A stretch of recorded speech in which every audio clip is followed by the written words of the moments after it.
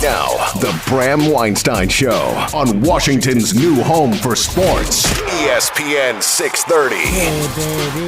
Hey, babies. Hey, babies. Hi, everyone.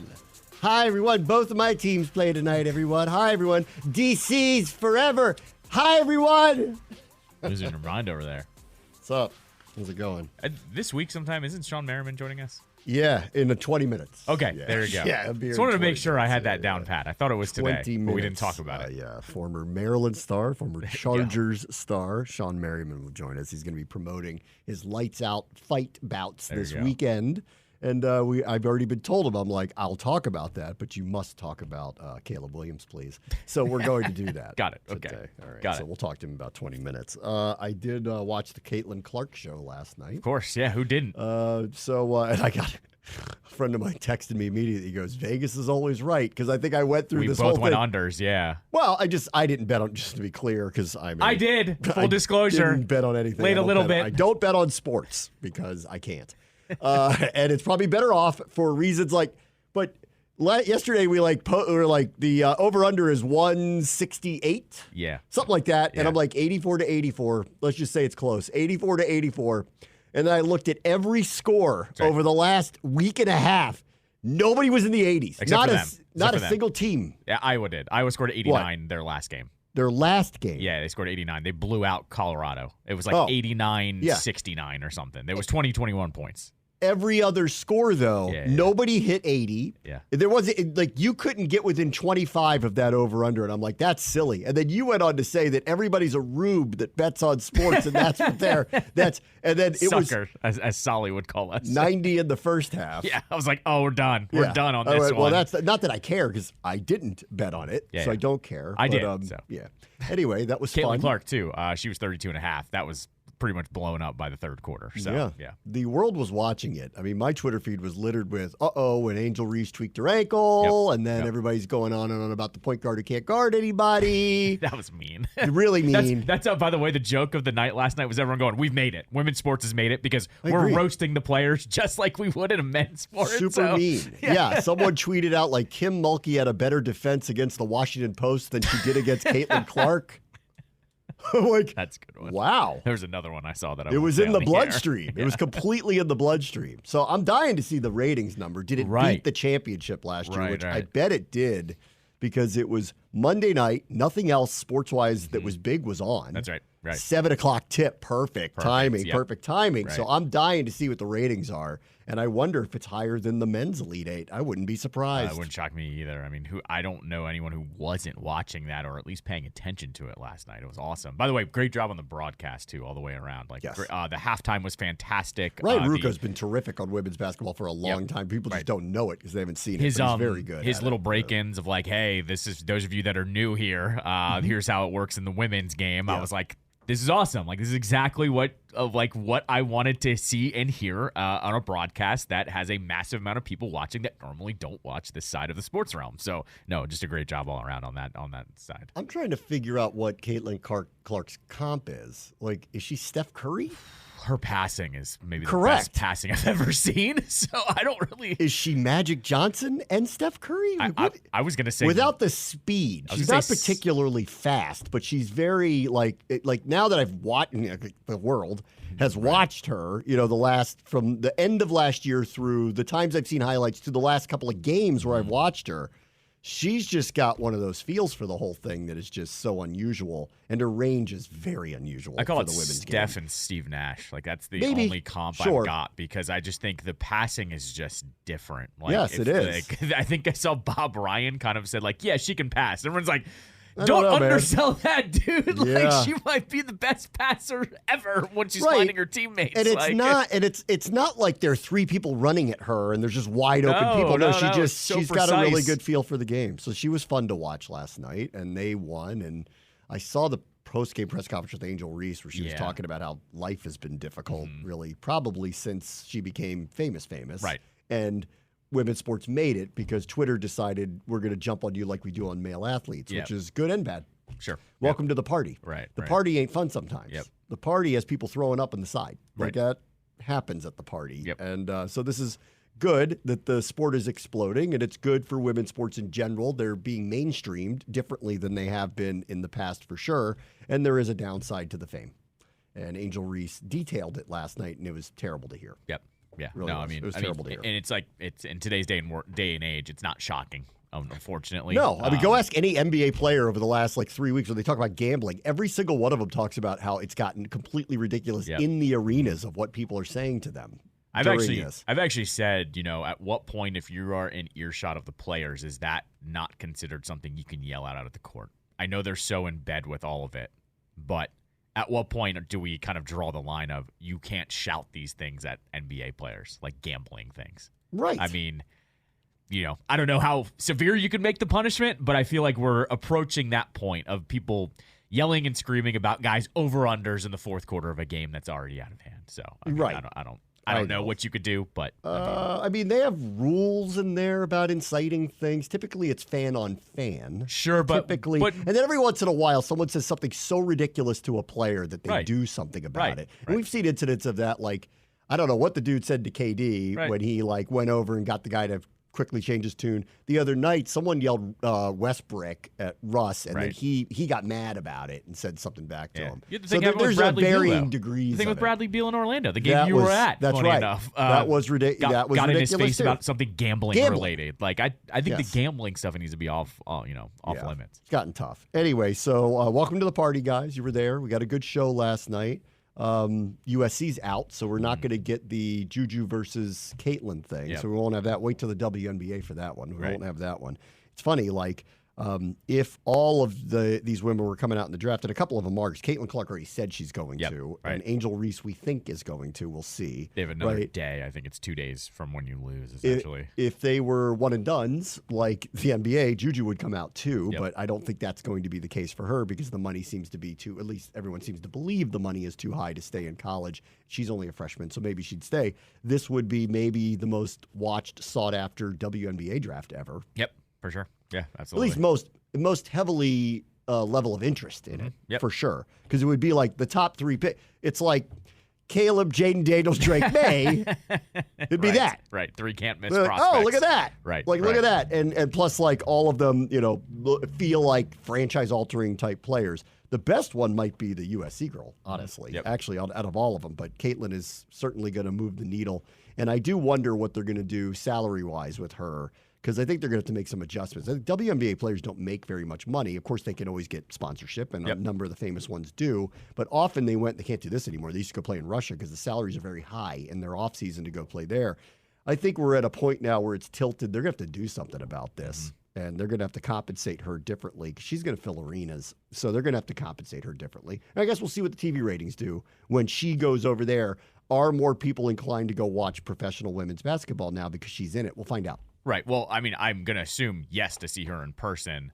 Certainly. I saw this discussion kind of happening, how attendance is down in every sport. So why are we worrying about whether you're going to fill arenas or not? You're going to have people watching on TV, and that's what matters most actually here. So they need to probably figure something out on the TV side of things first, more than tickets or jerseys or all of that fun stuff. But I'm going to guess they're going to have to do something with their TV deals to really kind of move the needle on their salaries. Will people watch? We'll see. Right. That's the reality. WNBA ratings have risen every year for a decade or something crazy like that when I saw. But it's funny, when that came out that Caleb Williams hinted he'd like to own a piece of a team, and I'm like, that ain't going to happen, buddy. If Caitlin Clark said to the Indiana Fever, I actually want to own a piece of the team. Right. She'd be the case where I'd go, you know what? She might have a point. Right. Correct. Yeah, absolutely. There's very few people, I think, that could say something like that coming in, especially. But she's going to exponentially change them. Yep. Overnight. And I guess we'll see to what degree. But, if they sell out all their tickets overnight, it'll tell you everything you need to know. Yes. So we'll see. Anyway, that's not what's going to happen with the draft. I want to talk about the NBA draft because I hinted at this yesterday that Jeff Goodman said out loud. There are executives saying this is the worst draft of all time, right? Which is terrible time for the Wizards to be as bad as they are. They were doing this. Wait, are you saying they should have tanked last year? Well, I mean, we're yelling and screaming about. Hello. It's the time to do it is now, guys. Freak Show's coming out. The guy's going to change everything's coming out right now. Maybe you ought to just take your best chances at that. Whatever. No. So they did what they did. And I think after last year, when Ted finally had his awakening to we're not running this the right way to have a competitive basketball team, and we need to get out of the Brad business, even though everybody likes Brad, we need to get out of the Brad business. I think this would have happened either way, regardless of what the crop of prospects were for this year. But as it turns out, where the Wizards may have the worst record in the NBA this year, they're only a game up on the worst record in the NBA. So they're bare minimum looks like they'll have the second worst record and may, depending on what Detroit does, have the worst record in the league this year. If you go look at the early mock drafts, and here we are in April, okay? So we're not that far away from it anymore. The scores, the die's been cast, guys. We know who are going to be the high draft picks, except we don't know, which is actually frightening. Yep. And I said this the other day to you, and I'll stick to it. Name me the person you've seen in the NCAA tournament where you go, oh, that guy's going to be really good in the pros. Name one. No, I haven't. One player that stands out from any team that you go, that dude's going to be really good in the NBA. Yeah. No. No, there isn't. Like, you could make a case for the Purdue center, right? Because he's a legit 7'4", defensive. He's got offensive moves. But in the NBA, 5 shoot from 3. Right. Good luck to him with that. Yeah. So he's a backup in the NBA, or he's a defensive presence in the NBA. He is not probably a premier starter that you're going to run your offense through. This isn't 1984, right? We're not doing that anymore. Right. So but name the prospects better than him that clearly could play on that level outside of him, and you'll be hard-pressed to come up with names. Yeah, right. Who is it? There's not. Right. So this is great. So one of these aggregators did this, but they took real reports from real places. And, they started with the multiple veteran NBA executives believe that the 2024 NBA draft is the worst class that they have ever seen. Great. Unlike the 2023 draft, where there was an obvious number one, it appears there aren't as many sure things in this draft. In the latest NBA mock draft from The Ringer, they have a French prospect by the name of Zachary Reese, who's projected to be the number one pick. But keep in mind, I have not heard this person's name once. Not so like Wemby. It's not Wembanyama where you're like, oh my God, this guy's a freak. Yeah. No, there's this guy. The number 2 pick is another French prospect by the name of Alex Starr. And there's the number 3 prospect is a Serbian guard named Nikola Topic. None of them are getting any run on First Take. Windhorse hasn't flown to France or Croatia yet. We haven't done any of this Do you know if the yet. Wizards draft another Frenchman, Le Boulay is actually on the table It's again. back. It's back. We're be back, their second baby. Frenchman that they draft in a row.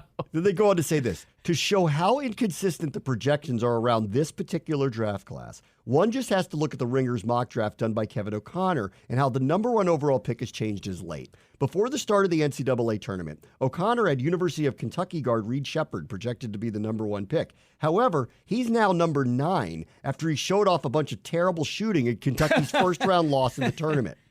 And he wrote this, looking at this year's draft class is like heading to your favorite steakhouse only to find out that they're out of steak. Sure, there are plenty of other delicious options, your trusted bigs, 2A upside wings, and the guards who can cook up their own shots, but there's no Wagyu porterhouse like Victor Wembanyama. There isn't even a consensus on which entrees are the best. Teams will need to make the most of their available menu items to find talent and the best supporting pieces to add to their existing cores, meaning we are going to get the number 1 pick and we are not going to get a star. Like, in fact, it is so unlikely we're going to get a star that it's going to start we're going to try to trade out of this, but no one else is going to want it. Right. Who's going to give up 4 first-round picks for some dude's whose name I can't pronounce and isn't Wembanyama? Right, yeah. It's not happening. Oh, man.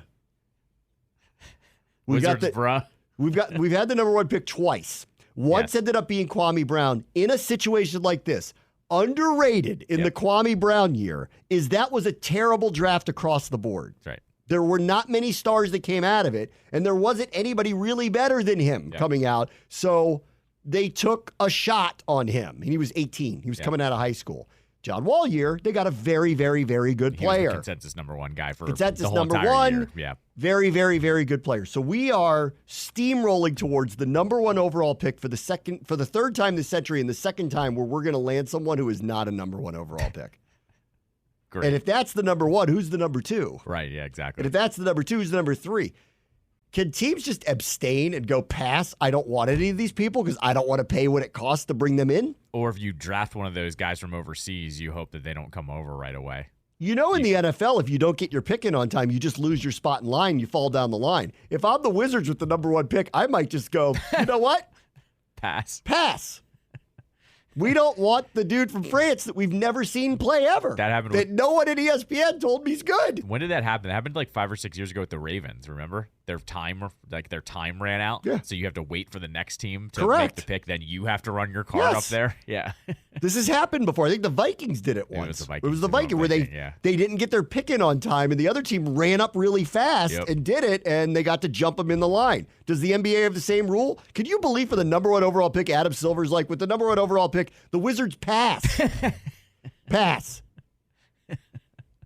So the other night when I'm like, I hope the Pistons beat the Wizards, now I kind of hope they don't. Right. Now I don't want them to get the number 1 overall pick. So now you're rooting for the Wizards again. Yes, I want them to go on a heater. Make up your mind, bro. I want them to go on a heater. I want them to pick 6th now. I don't want them to pick 1st because at least if they pick 6th, and I know it's a really weak draft, I won't feel as bad about it. We're going to get the number 1 overall pick. There's going to be all this hype around this person, and they might not even do the hype for this person. How could you do hype for somebody that you don't think is transformational? You know going in isn't. Worse hype, the guy that they draft or the backtracking of Johnny Davis after the Summer League. That was amazing. Who's going to have a worse PR spin in the grand pantheon of things? Two guns shot those they guns needed off too a point many guard, times. drafted one very high, and then Turns we're out like, he's not a point guard. And then we're like, or a guard, right? And then all of a sudden, or an NBA player. He went from starter to he's going to be on the go-go in about 3 weeks. 3 weeks. It was at the Summer League. Yeah, right. When they said at the Summer League, we don't know if he's ready to go. I went, excuse me? What do you mean? He's a top 10 pick. What are you talking about? All-time backtrack. All time. Let's see. Here's another one. The discrepancy between many mock tracks goes on to prove O'Connor's point. The Ringer has University of Connecticut big man Donovan Clingan going number 7 overall. However, ESPN's most recent mock draft has him going number 3. Nobody knows. Because there's no great players. Right. And what are we going to do? Take Zach Edey and what? He's going to be asked to try to guard Jokic on the perimeter? Okay. Can't wait to see that happen. But I think our guys Winger and Dawkins, I don't think are going to do something dumb. But I bet they're sitting there going, well, this isn't the year to have this happen. Right. So there is a part of me that goes, I actually don't want the number 1 overall pick because you're going to get whoever you get with the number 1 overall pick, there's expectations on that person. And it sounds like there isn't one single person that's coming out this year that you should have those expectations for at all. And so it makes it unfair for that person going to whatever team he's going to, especially one that has the record we do. And we're going, are you going to be Durant? Right. We want you to be Durant. Well, I mean, I do feel like, though, it's not like every single player is going to fail in this draft. Like no. Like someone's going to come out and be good. Like what year was Kwame Brown drafted? What? That was Jordan, right? 02? Yeah. Hold on. 01? Is it 2001? 2001 NBA draft class. Hold, please. Kwame Brown. Well, I take it back. Tyson Chandler had a good career. Yep. Pau Gasol had a great career. Yep. Eddie Curry was fine. Jason Richardson, very good career. Shane Battier, good career, but not franchise changing. Yep. Eddie Griffin, Desanya Diop, Rodney White, Joe Johnson, very good career. Yep. Kendrick Brown, Richard Jefferson's in this class. I take it back. This wasn't, Zach Randolph was in this class. I take it back. Not as bad. Sorry, Michael, you made a mistake. We could have Paul Gasol. Right. All right, so maybe we'll get lucky. See, and get that's the what guy. I'm saying. All right. They're not all going to suck. Now I feel better, actually. Right? See, like, they're not all going to suck. And in fact, the expectations are going to be lower. You almost hope that enriches if we took the play Tyson a little bit Chandler, more. things would have gone differently. Correct. Like he wasn't great, but he was a very good player for a long time. Yeah. So I do agree on your point, though. The number 1 overall pick has to be marketed as the number 1 overall pick. There's nothing around that. You can't say, "Oh yeah, guys, he's the number 1 overall pick," but don't have expectations for him. So I kind of agree with you. Maybe getting a lower. Our guy Brendan Haywood went 20th that year. Oh, okay. There you go. Boom. There you go. Who drafted Haywood originally? The Cavaliers did. Okay. The Cavaliers did. Okay.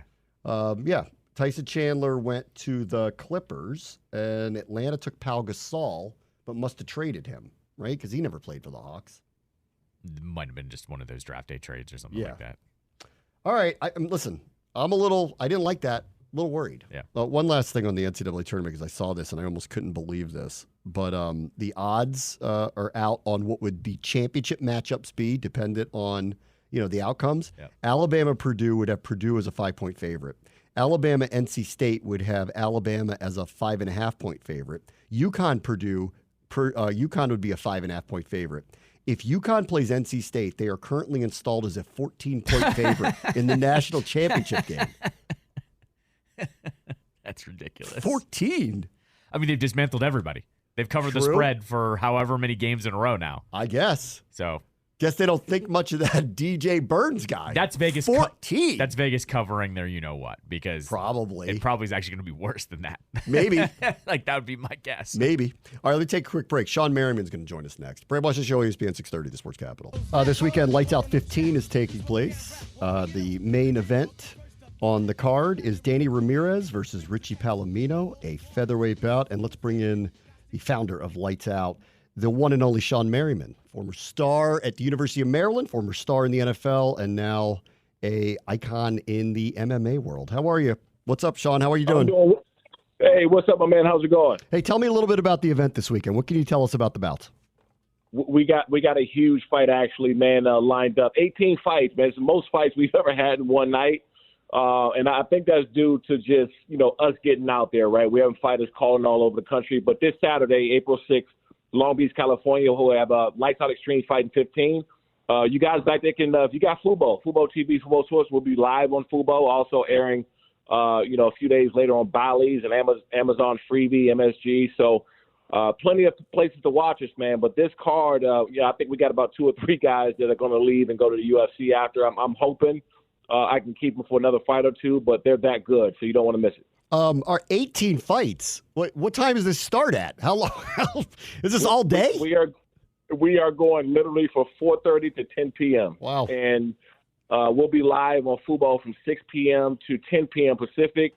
And, the cool thing about this is you get a chance to see these up-and-coming superstars before they make a name for themselves. Like, how fun was it to see, like the Conor McGregors and Ronda Rousey and the John Jones come up in the rankings? And we feel like we have that level of talent that's going to be superstars one day. So it's cool to hear their stories. We got a kid by the name of Lazaro who's fighting on his card as a co-main event. He's definitely gone to the UFC after a fight or 2.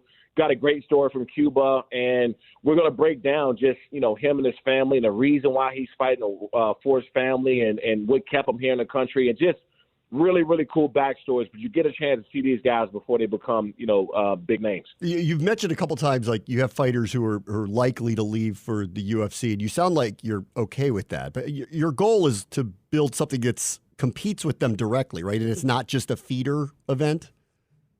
Yeah, no, look, I think, just like anything else, and I would say I would use the UFL for an example. There are going to be a lot of really good players that have an opportunity in the NFL, and there's not a lot of minor league systems out here to give these guys an opportunity. And then when you got the viewership, people can watch us all over the country, and so that gives them an opportunity to get sponsorship, right, get paid for fights, and then ultimately have that shot at the UFC. That's the pedigree for us, man. We become the top league in the country that UFC and these guys pull from, then that's a huge win for us. Okay.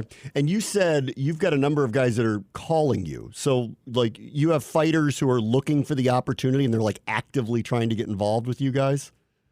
Oh, you would think there was a lot of hot women in my DMs, but it's all fighters looking for fights. So, that for us, that's a good thing. And that just shows you that the notoriety we're getting, because we're getting so many plays. I mean, if you guys got Bally's out there, look at the programming they have on Bally's right now. They're playing us, 60-something times all over the country. And that, to me, is really, really cool. Yeah. All right.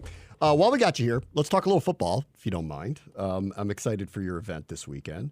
Let me start with your ex-team, the Chargers, real quick, because we just got Austin Eckler here. What did you make of his career in Los Angeles, and what do you think he has left in the tank as he comes to Washington? That's one of my favorite guys, and just really to sum up his career, he overachieved, right?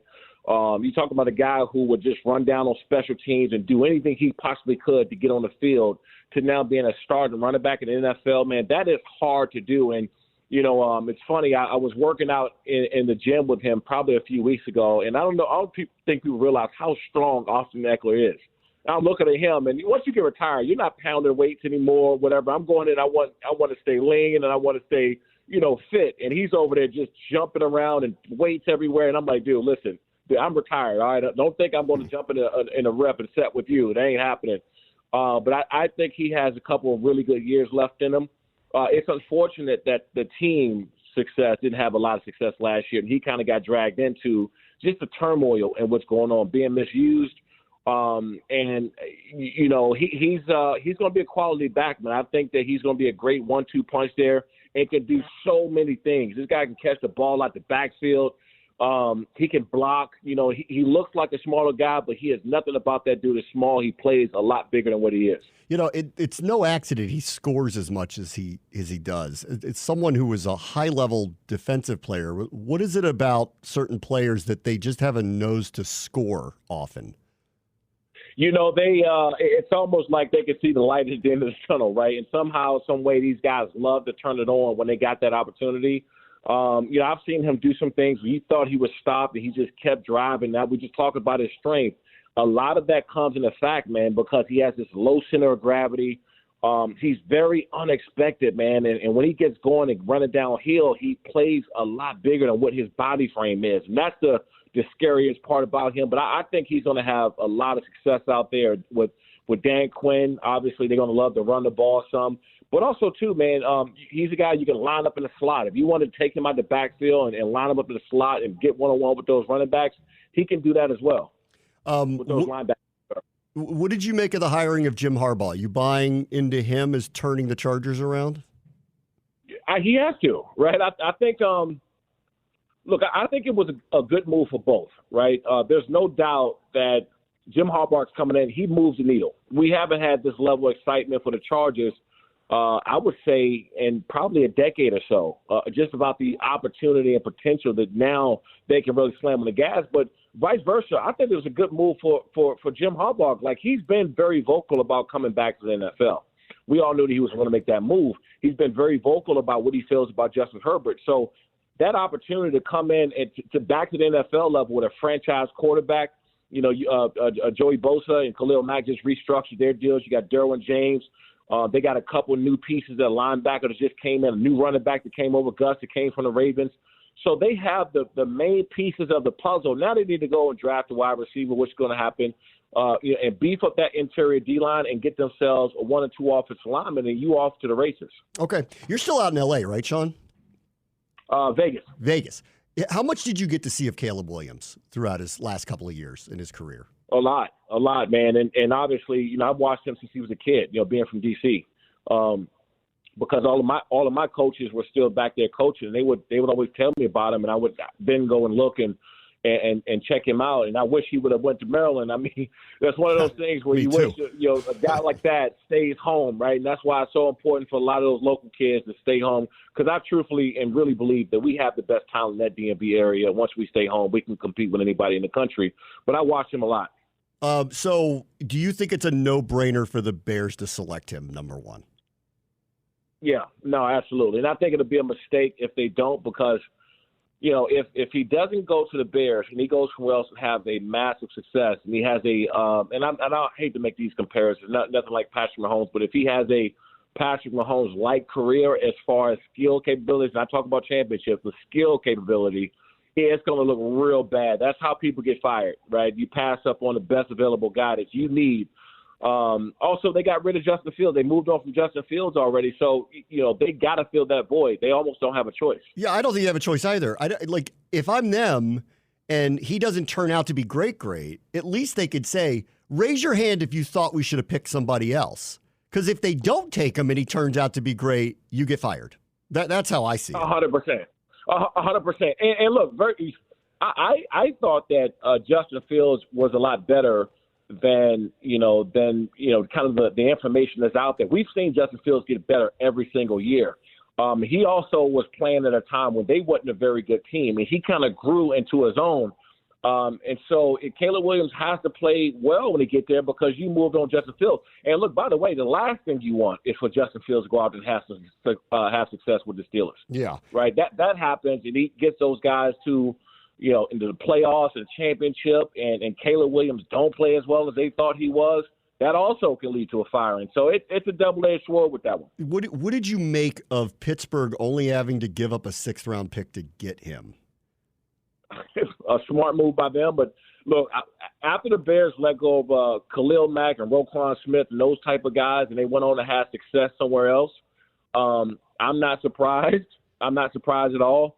I think that it's probably worth for them to keep Justin Fields there. This is what I would have done if I was a GM. I would have kept Justin Fields there, seen how Caleb panned out. I wouldn't have thrown him on the field too early, and make a real quarterback decision, and then you still have an opportunity to trade Justin Fields within that trading period when the season starts and get something much higher than him, right? Because you kind of put the message out there when you do it too early that this guy isn't good. He is very good. Yeah. He's very good.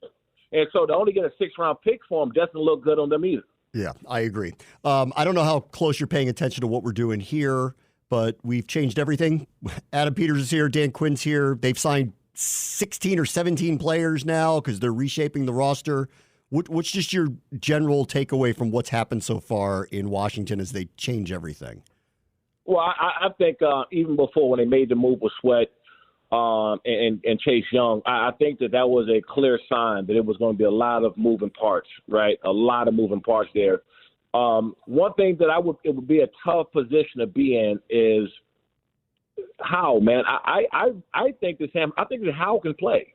I think that he was hit so much last year, and I don't care how great of a quarterback you are, how good of a quarterback you are, you can't throw it from your back, right? And so I think that giving up on him right now completely isn't the move because I do think that he can provide, some upside for the team. That doesn't mean you don't take a quarterback in the draft. And what I hope the NFL get back to doing and teams get back to doing is giving your guys a development program and letting them sit back and learn and do things the right way, then get on the field. Yeah. I always have a problem with throwing guys in the fire. I don't care how great they are coming out of college. Patrick Mahomes sat, behind, Alex Smith. Yeah. Alex Smith there. Jordan Love sat behind Aaron Rodgers. So, and you seeing the development, just give a guy a year or two. And we're just like throwing these guys these young players in the fire because what we draft them at. And I just don't think that's the right way to go. So would you have told the Commanders keep Howe, start him this year, if they have the number 2 pick, still draft somebody at number 2, but give him the opportunity to sit for a year? Yes. And I would take Daniels. I know a lot of people are talking about McCarthy jumping up there in the draft. I really like Daniels at that number 2 spot for them. I would sit him for as long as I can and see what happens with Sam Howell. And guess what? By the way, if Daniels ends up outplaying him, you got a good quality quarterback to sit on the bench. And by the way, if you think you can get something for Howell before that trade deadline, now you made a very smart choice. Because now you're getting maybe a 3rd round or 4th round or something that's worth having because people know you got a quarterback controversy there, and the young kid panned out to be who you thought he was. So that's what I would do there if I was them. Okay. All right. Last thing on this then. Okay. With that in mind, then I think it's too late now. They traded Sam Howell. They're clearly going to take a quarterback at number 2. But had they kept Howell, how do you think about the idea of taking a quarterback or getting some ridiculous offer from somebody to take the pick from you and build the roster? That's exactly. It's the same thing we talked about with Justin Fields. I would have let Sam Howell sit there. I would have had a real a quarterback duo in training camp in the first 4 games of the year and seeing who pans out. You may want to keep a guy like Howell there for as long as you can, just only to increase his trade value, right? Because what happens is somebody's top quarterback is going to get hurt within the first couple games, and they're going to need somebody to come in. That's when they go and they spend for the high draft picks. Just because you're drafting a guy, I don't believe you ship another guy off. I was very surprised that they would even go and do that because you want to keep all your cards in your hand for as long as possible. And when someone gets desperate, when someone needs to make a move ASAP, that's when you get what you're really looking for. And there's no way in hell Justin Fields would have left my team for anything less than a third. All right, I'll let you go real quickly. Once again, how can everyone watch Lights Out 15 this weekend? Yeah, this Saturday, April 6th, we'll be live on Fubo TV, Fubo Sports, starting at 6 p.m. Pacific. Lights Out Extreme Fight 15. Got a action-packed night of fights. A lot of these up-and-coming superstars. You don't want to miss this because we got some guys who I think are going to be superstars in the sport in the next couple of years. You want to see where they start at, which is Lights Out Extreme Fight. Shawne Merriman, thank you so much, man. It was great catching up with you. Appreciate you coming on today. You got it. Thanks for having me. All right, that's Shawne Merriman. We'll take a quick break and we'll be right back. Bram watch the show, ESPN 630, Sports Capital. Forbes just put out their prospectus on baseball and the money teams make this year on 2024. And this will come as no surprise that the Orioles did okay in this. And there's a funny tweet from the Utah Street Report where they put out saying, I can't believe John never opened these books. Yeah, right. To show us this because, listen to this. Here they pulled out some snippets of the report. Sure. Yankees, Dodgers, Red Sox, and Mets rank first, second, fourth, and 11th in terms of operating profits. They're 24th, 17th, 8th, last year at least 30th, respectively. The teams with the highest operating profits were the Orioles at $99 million, the Mariners $76 million, followed by the Rays, Pirates, and Cubs. Fans of those clubs share frustrations with their owners' unwillingness to spend, and they have a point. And that point is amplified by operating margin, which is operating profits divided by revenues. The teams with the highest margins were the Orioles, 30%. Part of the reason the small market teams are so profitable is that, according to Forbes, the large market clubs share $500 million with their smaller brethren. And if you were to say that some of those clubs are just pocketing those checks, well, I don't know that I'd argue with you. Of course, yeah. Is there Oakland on there? Do they get to Oakland? Let me see. I can't imagine their costs are too high either. Let's see. It's not over the last year. Over the past 3 seasons, the Orioles rank first in operating profits at $247 million. The Pirates are 6th. The Guardians are 8th. The Brewers, Diamondbacks, Rays, and Royals were all generated above median profits as well. It's also worth noting again that the numbers we're discussing here include only baseball operations. They don't include real estate adjacent to the ballpark, which the Orioles were trying to get, and we'll see if the new ownership gets, and a lot of teams are doing, and what Ted tried to do down in Virginia, that several owners are developing, nor does it include revenues and appreciation from the highly regarded MLB Advanced Media platform and the multi-billion-dollar investment fund, Baseball Endowment, which all the teams own an equal share in. It doesn't say anything about the A's. I don't know what their local media rights are. I know what their attendance has been, and it's brutally terrible. Yeah. Did you see what happened for them for opening day? It was pretty good. With a protest in the parking lot? Yeah. There was like maybe a couple thousand people in the stadium, but then thousands upon thousands tailgating outside. There was some other story I just saw, and I don't know how true it is, but it was because someone tweeted it. But I guess there's some store that, like an online store or group that does A's stuff, and they've started doing sell the team and protest and all this type of stuff. And they noticed, because the A's put out pictures of these players, 4 players were wearing wristbands that said this stuff on it. All 4 of them are no longer on the team or were demoted. It is a site that I actually follow them because I've got a few mutual friends that I've met through Twitter. It's called Last Dive Bar because that's the nickname they've given the Oakland Coliseum. They call it the Last Dive Bar. They have wristbands that say their name on it. One of them is this young guy. His name is escaping me. In the opening series, he hit 422. Yeah. And they sent him down, and they noticed he was wearing one of the wristbands. So the conspiracy theory is if you're wearing one of those, you're not on the team, apparently, no matter how well you're batting.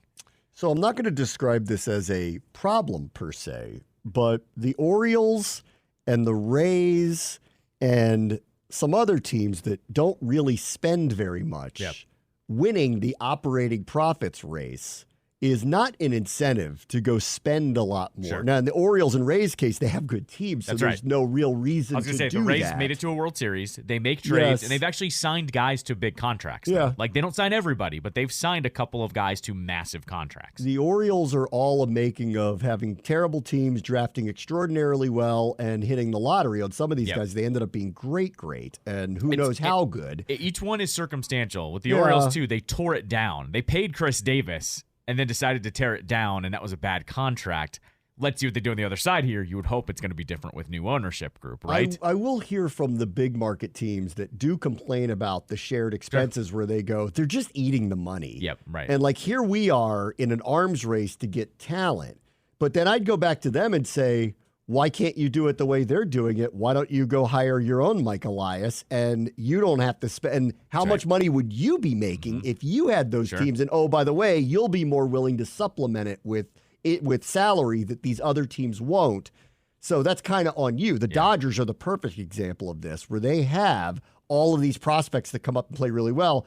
And they've got the money and wherewithal to go buy players on the open market when they feel like it, and that's why they have a juggernaut. They're kind of the perfect storm. The one that jumps out on that, because everyone has their moments. Like the Diamondbacks made it to the World Series last year, right? They went on a run. The one that I always point to is the one that you mentioned there is the Pirates. The Pirates don't sign anybody. They trade away the few young stars that they have, and they're bad. Those are all of the bad combinations of why should I be rooting for you? And not to mention, I've said this before, how do you not have the Pirates, trying to be competitive in a 2-sport town there? Or 3-sport town, but you know what I mean. They don't have an NBA team. So that one's always been baffling to me, that you guys actually are in a more of a small townish feel, but you get supported if you're good. So why are you not trying to be successful there? You have to ask these owners, why don't you spend the money? Right. And they're not going to give you a real answer other than we're making a lot of money here. Right. And the Orioles, it's amazing they have the team that they have doing what they've done. Sure. But I mean, with the Orioles too, though, 2 years ago, they lost 100 games. It's not like they've been this long storied success story. It's only just now starting to bud for them. And granted, it happened over a 2-year period, but still, we're going to see now with the new ownership group paying a few of these guys. I agree. We will see. Well, you're right. They're going to have to. They're going to have to make their choices. Remember, the Orioles were the Pirates there for a little bit. Their number one prospects were guys like Dylan Bundy that just didn't work out, right? They're guys that they were touting that they were going to turn it around, didn't turn it around. And so that's when Mike Elias came on board and brought it down to the studs, essentially, and decided to, well, actually, he didn't really bring it down to the studs. He'll tell you right now that some of these guys were here before he was here, and they've just developed really nicely. But the Orioles are the ones where I go, they've turned it around over the last 3 years. So, of course, their profits jumped, right? And they also played a great ballpark. There's another one that you mentioned there, the Cubs.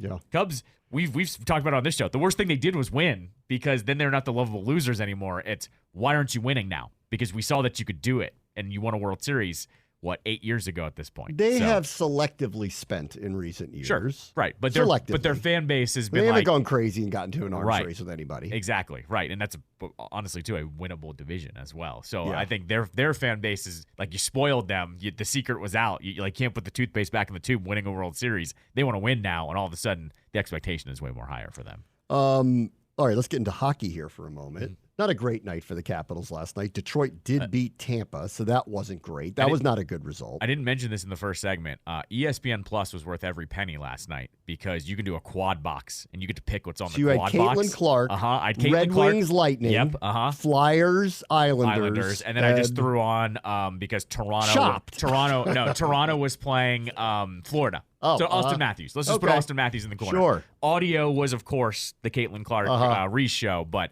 that was a fantastic quad box for a Monday night where there wasn't a lot on in the locals. Good one. That was worth every penny for my subscription to ESPN Plus. So let's see. Detroit won. Yeah. So that all of them were comebacks, by the way. That's now tied in the standings, but we've played 2 less games than them. Right. Flyers got a point. They lost, but they got a point against the Islanders, which is +1 in the standings for them. So they are technically back in 3rd place, but they've played 3 more games than Washington has. So by all intents and purposes, Washington is still ahead of them. And that, to me, I'll take as another pretty good result that they only got 1 against another team that currently wouldn't be in the playoffs. They keep playing non-playoff teams, and they keep not coming out with 2 points over and over and over. Right. And now that they've played 3 more games than Washington has, there's kind of no excuses for the Caps not to at least make the playoffs one way or the other. But last night was not great if you were looking for the really good results last night.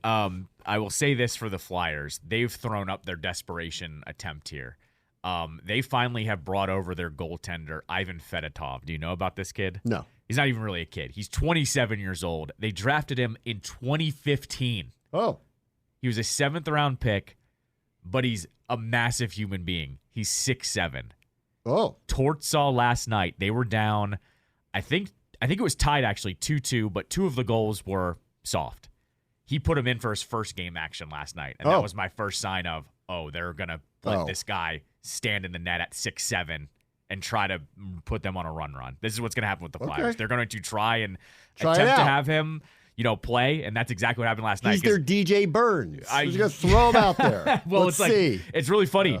2015 7th-round pick makes his debut at age 27 in the year 2024. It was a pretty ridiculous storyline, so that's what's going to happen. He did call his team soft last night, by the way. Oh, he did? In the press conference. So that tells you where it's going with the Flyers. Let's see. The Rangers still lead the East, 104 points. They got 7 games to go. Yep. If the Capitals end up as the wild card, which they currently are not, they would play them currently. Yep. If they overtake the Flyers, they would play Carolina. So they're tied. Well, actually, they're ahead of Detroit because Detroit's played 3 more games than them, or 2 more games than them, and Washington's tied in the standings. So for all intents and purposes, they're ahead of them. Yep. They need 1 point out of 2 games to be ahead of them. Correct. So as the wild card, they would still play the Rangers, but Carolina's only 3 points back of them, so they could overtake them. Mm-hmm. And either way, it's screaming they're going to play one of those 2. That's right. Yep. That the Rangers, if they just hold serve, will be the 1 seed, and then it'll just depend where Washington ends up, whether the third-place Metropolitan team or the last-place wild card team. They'll get the Rangers there. Carolina is the team that they're slated to meet, but those are the 2 that could possibly flip. Boston does have 101 points, so they could still be the 1 seed, conceivably. Right. They still could be. So Boston could be the first-round matchup if Washington is the 8 seed and they overtake the Rangers by the end of the season. That's right. So Boston's the one that I would want out of all of them because I feel like after watching the other night. And remember, they rooked them that one afternoon game in Boston, too, when they just weren't ready to play. Yeah. It was almost like, oh, wow, this team's good enough when given the chance. And that's Boston also, they're going to be hearing it because last year they blew it. The biggest choke job of recent memory, but yes. One of the biggest ones ever. Yeah, they had the best regular season record of all time and went out in the first round. That's right. Yes, exactly. I mean, all of these storylines are pretty good. We could get Petey Lobs. Right. We could get Carolina, which seems like a fun series. Yep. Or we can get Boston, who's going to be gripping it hard. And we just played them the other night, and we're extremely competitive with them. With Petey Lobs, too, you're going to get the storyline of here's all the young kids that you didn't play in the lineup. Yeah. And here they are contributing. Like, I'm gonna wonder what the storyline is for the Caps heading into that New York series if they play them when they ask, hey, Connor McMichael, this coach didn't really believe in you. What do you think about that? Or all the other young guys that are up here now going, oh, you guys are playing now. Do you have any thoughts on that guy? That's going to be the storyline. Like the 2 teams in the East I don't want to play early would be Toronto or Tampa. We wouldn't play either one of them. Like there's almost no scenario by which we'd play. Toronto's not going to get the 1 seed. They can't. Right. So those are the 2 teams I wouldn't want to play just to have any shot at a real run. That's right. Yeah, exactly. All right, take a quick break. Bram Show, ESPN 630, Sports Capital. I'm not going to play it. I probably should, but all over my social media feeds are some clip of Dan Orlovsky clearly farting in a car while on, I think he's either McAfee. Yeah, just like definitively farting and then being asked, did you fart? And then claiming it was windshield wipers and it wasn't a fart. So. Similar noises. I mean. Yeah. You don't want to listen to it, do you? Do you want to do it? Should we do a judgment on it? I think we should. Hold on. It's not hard to find. Just go right on there. Just put Dan Orlovsky fart. You'll find it. Hold on. Orlovsky. So I don't know. Before you'll hear from him in a more in a proper manner when he talks about the Commanders and fit for quarterbacks under Cliff Kingsbury. Did you find the fart video? I did. yet? Yes. Okay. Should we do a judgment here? Did he fart? I think we should. Okay, all right. Here's Dan Orlovsky possibly farting in his car. I think he's like top 5 in scoring, but I don't think he's top like 10 or 15 in assists. I think the only guy in basketball is probably LeBron when it comes to scoring and assists. And so that was the. So you're complimenting. You were complimenting Wayne Gretzky and acknowledging, like, hey, this guy's not only scoring, he's helping his teammates out. That's what you were. The hockey community's wrong. It's impossible to be at the top at both of those, essentially. Like, it's Dan, another farting Dan Orlovsky situation just took place. Danny Dumb. You just farted into the... Danny Dumb. What do you mean? It's It's unbelievable. No, yeah, but your butt was just talking. We heard it. Your butt just farted into the phone again like you in Monday Night Football. Oh, no. That's what just happened. What do you mean? Dan. You remember Monday Night Football when you had your microphone and you went to sneeze and you bent down and it caught your fart? Like, what do you? No, what do you, it's Your not what you asshole said. just farted. Pooped your pants, Dad. We heard your fart, brother. We heard you fart. We heard your fart, brother. Yeah. We heard your butt just. Oh, right. That is a fart. Nothing else makes that Yeah, noise. because if he's going to say it's windshield wipers, why wasn't it making that noise constantly? Right. It doesn't make sense. No. The only reason we're playing that is because if you're going to deny it, it needs to be a full-blown denial, and that was not it. Let me ask a serious question. Why is it embarrassing to fart? Why don't you just say It's you did funny. it? It doesn't get old. It's funny. It always will be funny. It's fine. Yeah. Everybody does it. It's fine. I think it would have been better had he just been like, yep, had to let one rip. So judgment is he farted. Yeah, 100%. But he's refusing to admit it because he's embarrassed that he farts? I guess so, yeah. Okay. I believe Dan Orlovsky's in this next clip where he doesn't fart. But he and Mina Kimes are on, I believe it's NFL Live. And they are being asked a question that I've been asking lately, which is not just which quarterback should the Commanders be thinking about just from a pure talent perspective, but who's going to fit what Kingsbury does, which is why we've gone back and forth here.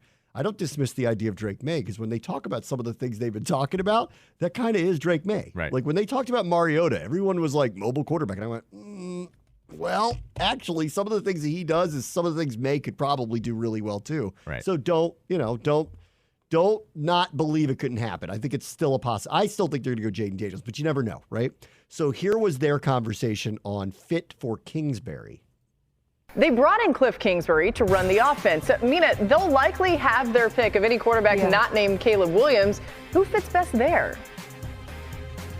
Well, I can see it with Jaden Daniels. Put him in the gun, spread things out, let it fly. They have good skill players. But here's the thing. I don't think the question is which quarterback fits with Cliff Kingsbury, who's their offensive coordinator. I think the question you need to be asking is, how is Cliff Kingsbury going to adapt his offense to suit a rookie quarterback? Because from what we saw in Arizona from 2019 through 2022, there were a lot of flaws. I'll just point to one thing. During that period, Dan, Cliff Kingsbury's offense ranked dead last in the NFL in use of motion. If you aren't using motion in today's NFL to give your quarterback information, to create, we talk about all the time, I know, to create leverage and spacing, I feel like you're lacking in assisting, and that's an oversimplification. There's a lot of factors in that, but I don't think the Washington Commanders should be drafting thinking about who best suits what we've seen from Cliff in the past. Okay, totally agree on that point. If we're being honest, the quarterback that best suits what Cliff wants to do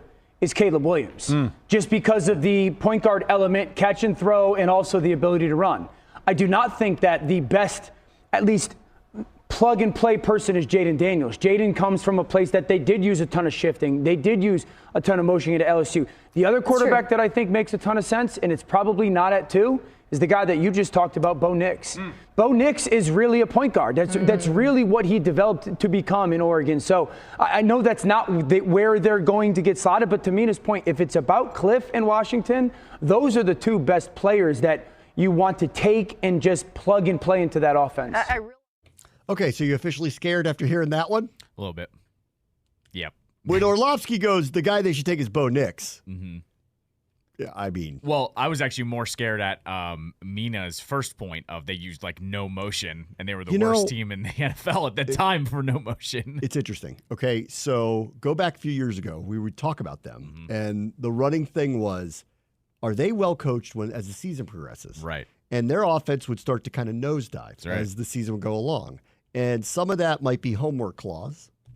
Okay. Right. New Some Call of of it, Duty. we don't really totally know. How much is Kyler running what he's supposed to be running and going off script because he's a great athlete and can run, and then attrition of a season catches up to you, and maybe he's a tick slower than he was than earlier. There's a lot going on here, right? But then it was noticeable that every year the offense, the other teams would catch up to them. That's right. By the time, and what she's pointing out is not something I had noticed before, but what she's pointing out is, and we talked about a lot about this with Bieniemy. Like, there wasn't enough. Nobody was fooled by what nobody was fooled by what they were doing. So over a period of time, it takes about 3 weeks. And at that point, everything settles in. Like the beginning of the NFL season's impossible. You don't know what anybody's really going to do. You have guesses from last year if it's a carryover staff, but you don't really know. People change everything. Just go take the Ravens, for instance, who had the best offense in the NFL last year and are openly talking about changing it because they know that they have to. Everybody does this. And ours will be very different, obviously, but like everybody does this. It takes about 3 weeks, which is why the first 3 weeks of the NFL season are so hard to predict because you kind of really don't know what anybody's going to do. Then it settles in, and it'll come down to playing people at the right time and adjustments. How do you adjust and start doing things that you're better at and also catching teams off guard? You have to self-scout. This was something I thought our team was very poor at a year ago. By week 3, the Buffalo Bills were standing where Sam Howell was going to throw the ball, which is a self-scouting problem. Like, you guys are so obvious to them 2 weeks into the season. 2 weeks into the season, you guys are so obvious to them that they could go and literally off the snap run to the spot where he's probably going to throw the ball. Is that him or is that your offense or is that a combination of both? Either way, this ain't right. You guys got to look in the mirror. You need to change this quickly. Well, what she's saying is they were not doing enough to disguise what they were doing. And by the time they turned the corner in the second half of the season, they became very predictable, and that's probably partially why Kyler Murray started running a lot more, running for his life. The offense started to bog down. They knew they could take away his reads very quickly. So is that on Kyler or is that on Cliff? I don't know. Maybe it's a combination of both. Could be both. Absolutely could be. So that's a shook thing to hear. But I remember I was flagging this back then when he was the head coach, and I'm like, you know what? Like every year around late November, when they turn the corner, their offense gets stuck in the mud more. And it was an easy scapegoat to go after Murray. Right. Because Murray was running all over the place and looked like he wasn't staying within the context of an offense. And all of a sudden, but when you hear her say that, by the way, they use less motion than anybody else in the NFL. Well, maybe Murray's going, we weren't disguised well enough either. I had to do what I had to do, and I also have my legs as a weapon, so I tried to use them more. The hope here is that because Dan Quinn is Mr. Everyone deserves a second chance, that this is something they've identified and hope that this is what he's going to start implementing, that he sees his mistakes here, which is what Quinn has basically said with this entire staff, is that, the people that are doing this again are basically, hoping that they learn from their mistakes in the past. And that Cliff, hopefully, maybe that's one of the things here. But it makes sense because we don't even know now. Now it's almost like you have to ask the question of, did Murray start running around because he saw that the defense saw exactly what he was seeing? And then it was like, well, I'm not even going to get this playoff because they know exactly what we're doing. So I'm going to go run around like a kid, essentially, is what happened. So yes, right. So that could be happening. Then there's the second part of this where they said, all right, let's talk about who would fit the offense, right? And I want to go back to something they said initially, and the defensive coordinator, Joe Witt, said the same thing, but Kingsbury said it too, where Joe Witt, I thought, put it really well when he said during his press conference, he said, don't just watch Dallas and think that that's the defense we're going to bring here. We're going to make our own defense, which is the right thing to say. Let's keep people guessing. And our personnel is not their personnel. We don't have Micah Parsons. So we've got to figure out different ways to go about it. And I can go through some of that because the way that they're building the roster right now screams that they're going to be a very aggressive team, like extremely aggressive team. Just the way they're kind of building out and what I just am envisioning in the way the roster's taking shape.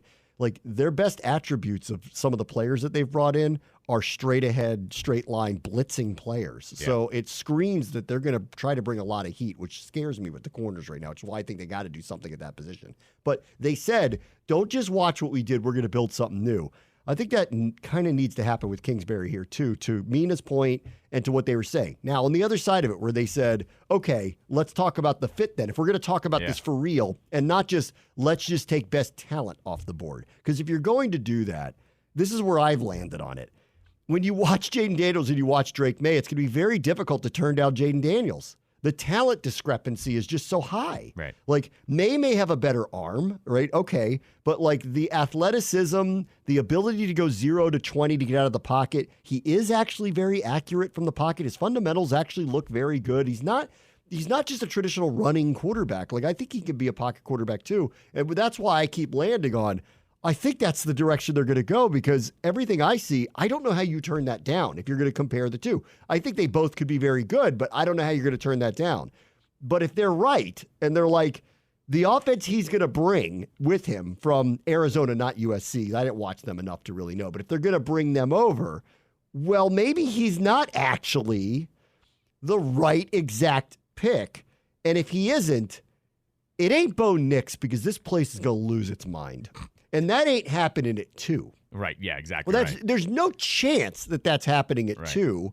So that means they're trading down, which I think would be, I don't know how everybody would take that, honestly. I think people would freak out a little bit about that too, just perceptually, but they'd have to let it play out. Aura would have to let it play out a little bit before everybody freaks. But I think the reaction would be, we did what? Right. When you could have had either one of those. Like, have the argument all you want about Daniels versus May. We're taking one of them, right? Right. Aren't we? Right. So I think there's going to be a freak out if they did that. And listen, I'll lean on Dan's expertise that Bo Nix might be really good in this offense. He ain't the right perceptual pick for us at all. That's correct. Like, that's wrong. So when he said that, I went, well, they're not taking him at 2. And there's no way you're going to convince everybody that we're doing the right thing by trading down and taking him at 11, 12, 13, 22, whatever the number would be. And, like, if that is what you are planning to do, you actually probably have to take him higher than you would normally go, just because you don't want anybody else to get him. Yeah, because if you miss out, then we have a riot If on you our trade hands. out at 2 and everybody sniffs out that you want Bo Nix, well, you can't just sit there and go, we're going to take him in the second round, because someone's going to jump you then. Yep, exactly right. And then you're not going to get him. Yeah. But even if you do get him, people are going to be like, really? That's the plan, huh? Bo Nix at the watch party that third day of the draft. It's going to be tough. It's going to be tough. It's going to be a tough one.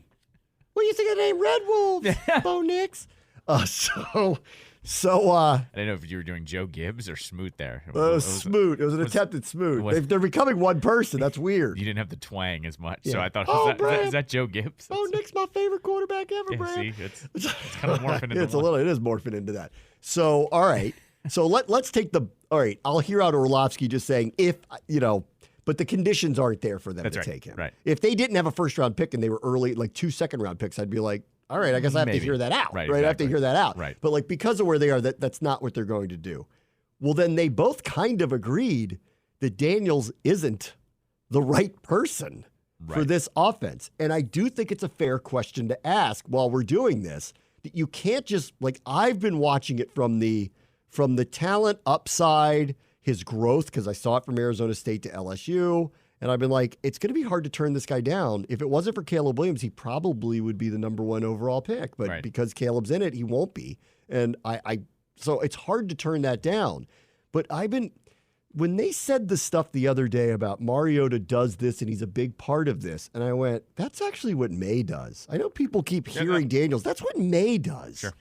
So maybe they are targeting May. I don't know. I mean, they've been tight-lipped, and I don't know which way they're going to go. I've always leaned on, I think if it was up to me, Daniels would be the person I would select, just watching the two of them. But I think we're in 50-50 land right now, because just of what they said and just what I heard from those two, whose opinions I really respect, they're basically saying that's really more Drake May than it is Jaden Daniels. It really is. I think they've actually done a pretty good job of trying to swerve everybody. If they assumed it's Daniels, they have done nothing but reiterate the points that it could be May. That same thing as you said. They signed Mariota. Mariota wasn't indicative of Daniels. It was more indicative of May. They also shipped out Sam Howell early. If you want to read into the Mariota thing, you have to read into the Sam Howell thing, too, of shipping him out pretty early on, that he was traded before Justin Fields was, right? Yeah. The other part of all of this is I keep going back. We're taking a quarterback high. Right. We're not going down. They could say Bo Nix would be a good fit. We're not taking him. Well, but he doesn't warrant a pick that high, and we're not moving down. Right. He's also old for a quarterback coming out. At this time. But the other part that I keep going back towards is I want to say it was Peters, or maybe both he and Quinn said it, where they said, well, we're not under this pressure to have a guy that can play right now. I forget what the exact quote was, but it was basically we've got runway here. That's Drake May. And that's May. That's all signs actually point to May. You're not sitting Jaden Daniels. Right, correct. And I've said this too. The argument for Daniels is because Magic Johnson and Josh Harris don't like losing, and that guy's going to win you some games right out and be really exciting and reinvigorate the fan base. So to me, it almost looks like this is going to be a football people versus an ownership decision. I'm sure they're going to let the football people make the call, of course. But if they don't, they'll have gone back on their word in year one, and that's not going to go well. Of course. Yeah, absolutely. Now, I am not against, I know everybody's PTSD'd about Snyder and weighing in on things, but like in a decision like this, the owner should be in the room. Mm-hmm. Of course. Yeah. This is face of the franchise That's stuff. right. Like they should be in the room, but I do believe, and he has reiterated over and over, I hired people to do the job. I'm going to let them do the job. You know, that when Peter said in that interview at the owners meeting where he was like, this is a big decision, it was like he finally just kind of let loose of, this isn't an easy one. That's right. Right. Assuming Caleb's gone. I think if for some reason the Bears convince themselves to go in a different direction and probably take Daniels, if that were to happen, I actually think it's a very easy decision. You take the hometown kid. He's going to be a star. Yep. Like, you want to make the owner happy? Go bring in the guy who's going to be like a big star overnight. Hometown kid, clearly can play. And honestly, and I'll stick to this, I've been talking about I want Daniels. I really want Caleb Williams. I just don't think they're going to get him because I think he's going to be selected. And I think there's going to be a riot in Chicago if they don't take him. That's right. Perceptually, I don't know how they don't take him. Because if they don't, they better be right. You will get fired. Mm-hmm. You will get fired. If he ends up being anything even close to what people think that he's going to be, I don't care how good Jaden Daniels is, they will get fired for turning him down. That's right. Yeah. They have to take him. Right. Unless he's telling them behind the scenes he doesn't want to go there, they have to take him. But here we are in early April, and I haven't heard that yet. See, he seems to be playing nice and going along with the fact that he's going to be a Chicago Bear. Yeah, no, of course. I've been waiting for that one to happen. The waves haven't happened, so he must be willing to do it. So we have, as Adam Peters put, a big decision ahead of us, and I don't think it's simple anymore because the more you think about the things you've just heard, what they're kind of leaning towards, when they said that Mariota thing about how he's a big part of what we're doing because we're going to implement this offense that does this stuff, that's what May does. Right. That's what May does. Not what Daniels does. That's what May does. Mm-hmm. So I don't know. I wonder how, is there a straw poll in the area yet of what everybody wants? Like take Caleb off the board and you ask the fan base, which one of these, it's going to be one of those two. Let's take the McCarthy scare out of it. It's not going to be Bo Nix. Caleb's off the board. Which one? And we're going to take the pick. Yep. Which one do you really want? I'd like to hear what the real reaction from the fan base is. Like, where are we on that? Which one do you want? Because I don't think there's a bad answer here, but the likelihood of both being great is slim. So which one do you want? I've seen it kind of 50-50. I've seen people be loud for both of them. I think, though, everyone has settled in on, though, as long as they take one of those two, you can be convinced. We'll be behind it. Yes, correct. Like I think everyone. If they throw a loop and take Bo Nix, people are going to freak. Yes, rightfully so. Yes. I think. But I think what everyone has settled in on is, let's have the argument leading up to draft night. I want Jaden because X, Y, and Z. I want Drake May for ABC. But if they take the other guy, nobody's freaking out over it. Is what I've seen so far. Now, could that change? Because this fan base is fickle. The definition of fickle. Probably yes, but from what I've seen, though, it doesn't seem like everyone is going to freak out if they take not their guy, essentially. They also, neither one of them, none of the three top quarterbacks, there was a four if you count McCarthy there too, not one of them has done a single thing yet that anyone goes, uh-oh.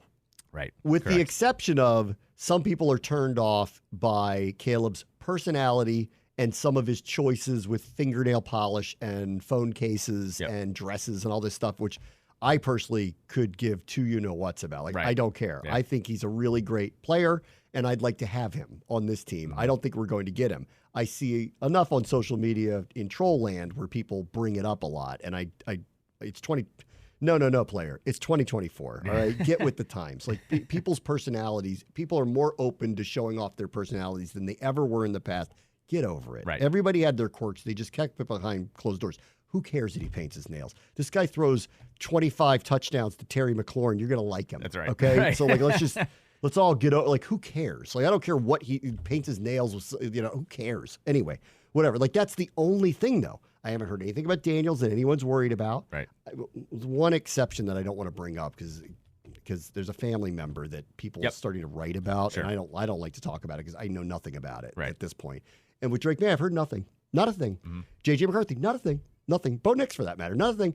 So there's no, There's no momentum of I'd stay away from that guy, which is the other part that's complicated this, because if you have the momentum of, he seems risky for whatever reason it may be, he parties too much or whatever, if you get something like that, it makes the decision easier, but that's not even there. That's right. I haven't heard a thing about Daniels or May that would raise any kind of flag about either one of them where you go, what's the guy that I'm getting in here? Right. That doesn't seem to be an issue either. No, I mean, and I think that's just a testament to what college football is now. If you're a quarterback that's even sniffing the draft, I think everybody basically gets a PR team at this point to make sure that you are a decent human being and that you're not messing up off the field, because it literally can affect your life for millions upon millions of dollars. So I think I'm not shocked at that. I just think that's a modern product of how college football works now. I think these guys all, have guys behind them. I don't know what the guess is. I would think that Daniels is the leader in the clubhouse. If you just took a straw poll of who do you want from the fans, not from the team, who do you want? I would think Daniels, but I don't think it'd be clear. I don't think it'd be like some 90-10 vote. Yep. No. I think it'd be 60-40 Daniels, but that's just a guess. Right. I don't. We should do that poll. Which one do you actually want now that we're at this point? Yeah, I mean, like I said, I think it's close to 50-50. It wouldn't be shocked if it was 60-40. I think Daniels is the one that excites people more because I think they can see winning faster than with May. But I think everyone's in agreement. If May ends up being a franchise quarterback, okay, if it takes a little bit of extra time, who cares? We've never had one, essentially. Right. So, it's been 50, 60 years since we've had one. I mean, it is scary because they're going to have to pass up on one of them, and the other one could be great. Oh, and they're going to be compared. That's right. They're going to be compared with every Caleb single Williams, week. Right, with Caleb Williams, you can't ever – it's like the Burrow-Chase Young thing. Yep. He wasn't available. That's right. Right. I wish we got him too, but hands. he was not available to That's us. Right. Exactly right. So, and like even then, people that even still to this day try to bring up the Tua or Justin Herbert thing. It's like they weren't drafting a quarterback, so really it's unrealistic to even it's go that route. It's unrealistic. And honestly, like Tua's been good, not great. Yeah, right. Very, very good. A lot of good stats. It's taking the right coach with being surrounded with a crap ton of talent for him to be successful. They haven't won anything. Right. He hasn't won anything. He's left-handed Dak to me. That's what he is. It's a good call. Left-handed Dak. Left hand up. Yeah, left hand up.